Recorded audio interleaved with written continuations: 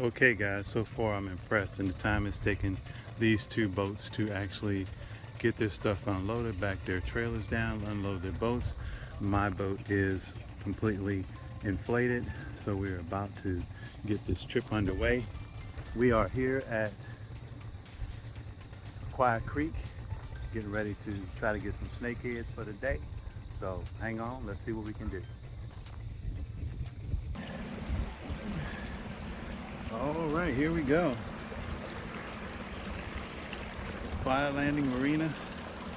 Heading out here, see if we can get some snakeheads.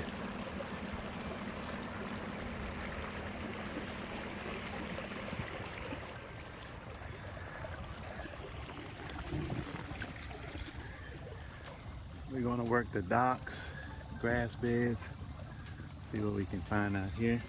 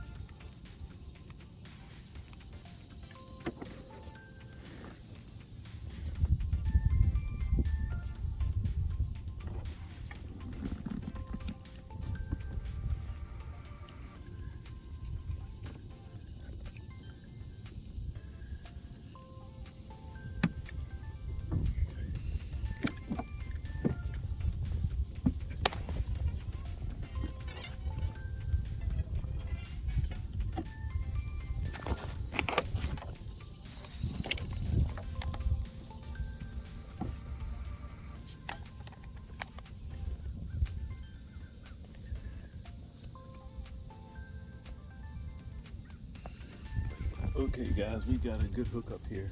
I believe it's probably a snakehead. Sorry about the shaky camera footage.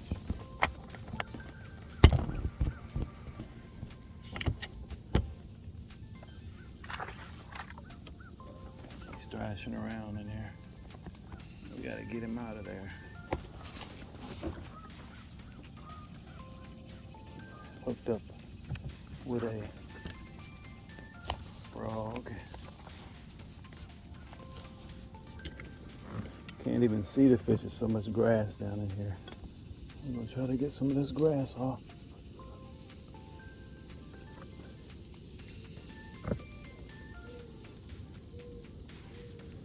Definitely a snakehead. And he nailed it.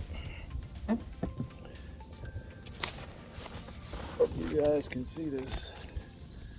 We have gotten us a snakehead on here. He nailed a frog. Sorry for shaky camera footage, guys.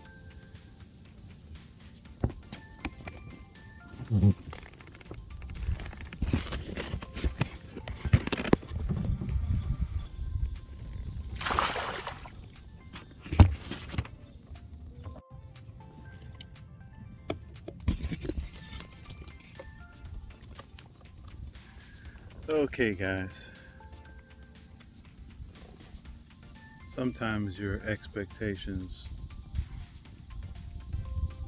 will exceed what you expect. So I do have a snakehead on the end of here. He tore up a frog that we have, so we're gonna do our best.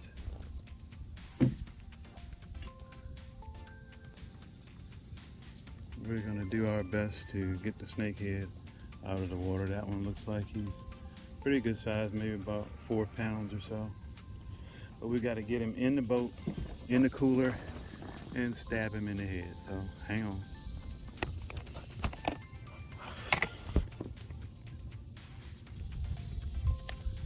Okay guys, what we learned just now is that you should expect the unexpected.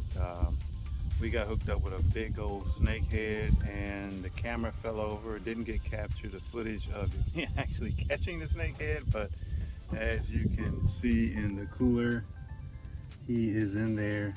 We stabbed him in the head a couple times. Not sure how much he weighs. We'll weigh him when we get back. This cooler is about 20 inches long, and he's longer than that, so we will see when we get back.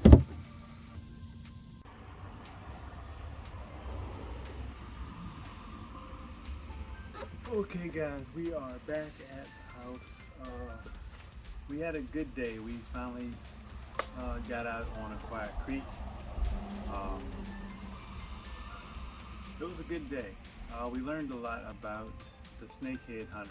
As you can see, the boat is packed up in the back of the car, and this is how we roll. This is the boat actually folds up in a bag. There's the motor, the seat, the battery, everything is compact. That part of the trip went extremely well. We were able to get down to the water fairly quickly. We got a late start, so we were actually out in the hot part of the day, and that did not allow us to, tear the water up, so to speak. But we did do okay. We did catch a snakehead. The problem that we had was with our camera. We were trying to get footage. I'm going to have a dedicated mount for the camera if I'm going to use my phone for video. Otherwise, I will just go back and start using my GoPro like I used to. My GoPro can actually attach to my hat. Also, I have one attachment that I can put on my chest. I just thought I would use the phone because it does video in 4K and it is easier to download. So next item, we will have the GoPro and the phone, and we will get better footage. But without any further ado, let's look at the snakehead that we did catch. Now, we only caught one. Like I said, we got out there late, and I had a chartreuse colored frog, and we were able to get back with the AirCat catamaran. We were able to get back in places that I would have never dreamed of getting, even in my John boat that I used to have, because we were able to just scoot in there with the oars, get in close into places where pretty much other than a kayak you're not going to be able to get.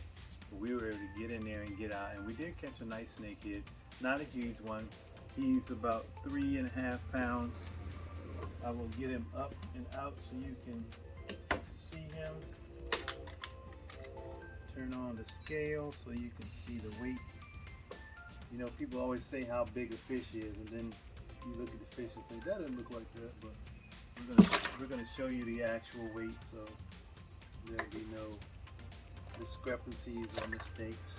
If I can get him out of here, he is very dead. I had to stab him in the head a couple times. We're gonna have to get our rig all set up so that we can better do that. So as you can see the weight. That's how much he weighed. Nasty looking snakehead, isn't it? But they're basically all meat. And there's plenty of these up at Aquia Creek. Yeah, he's got some nasty looking teeth that you can see in his mouth. He can tear up some stuff. So that is what we did today. The snakehead hunter actually did catch our first snakehead. So it was a successful day. We learned some things. Like I said, we're going to have a better system for rigging up our camera so that we'll be able to catch the footage, all the footage as we catch them, land them. I can say if you're going to go snakehead fishing back where I was today, it is so thick in there with hydrilla that basically I cast and the frog was going across the surface, and this snakehead just exploded up, grabbed it, went straight down into the hydrilla. So the fight was basically over at that point with snakehead. So then we had to scoot in there with the oars, run the line all the way down to where he was, pulled about 5 pounds worth of hydrilla out with him. So you got to have some heavy line. I'd say 50-pound test is a minimum line that you should even try.